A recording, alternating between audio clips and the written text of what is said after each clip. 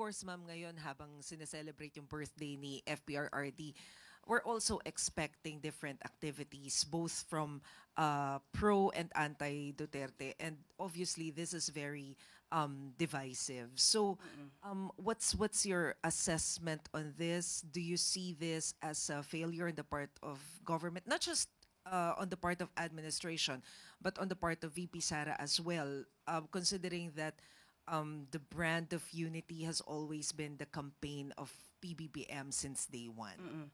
Actually, I believe it's only the pro-Duterte groups that have the activities to be conducted today.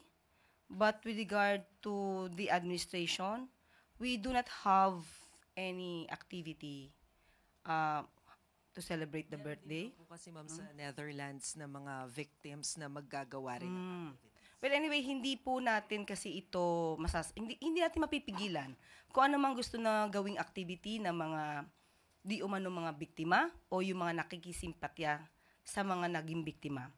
Tama naman po, siguro dapat malaman din po ng buong mundo na hindi lamang po ang interes ng dating Pangulong Duterte ang madinig, pati po yung interes ng mga nabiktima ang dapat madinig ng buong mundo. Hindi po natin masasabing divisive ito dahil sila nagsasabi lang ng kanilang mga hinaing, ng kanilang mga sentiments, ng kanilang mga opinion, at it's just a freedom of expression. So, hindi po natin ituturing ito na divisive. Next question. Follow-up question from Eden Santos, Net25. Good morning po, Yusek. So since hindi nyo tinuturing na divisive yung papakita po ng simpatsya o kaya yung pagpapakita ng kawalan ng simpatsya ng magkabilang taga-suporta po kay FPRRD ngayong kanyang birthday. So yung pong mga gagawing isasagawang mga pagtitipon ng mga taga-suporta nila sa Davao man o sa ibang lugar dito sa bansa ay okay lang din po yun. Hindi yun pipigilan ng ating mga kapulisan. Wala pong kautusan na pumigil sa anumang gagawing pagtitipon dahil ito po ay constitutional right ng bawat Pilipino. At huwag lamang po silang lalagpas at maituturing na ang kanilang mga ginagawa ay labag na po sa batas. At may bilin din po ang DOH, lalo't umiinit na ang panahon. Lagi lang uminom ng tubig, pumunta sa malililim na lugar, at kaya in other words, ingat.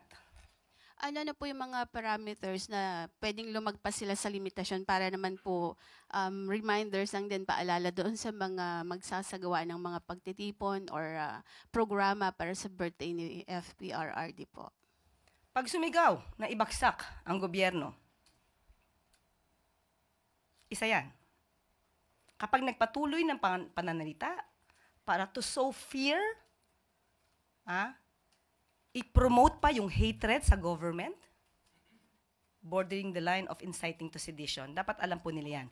Dahil sila naman po ay pinamumunuan ng kanilang mga leaders, so dapat alam nila ang kanilang limitasyon.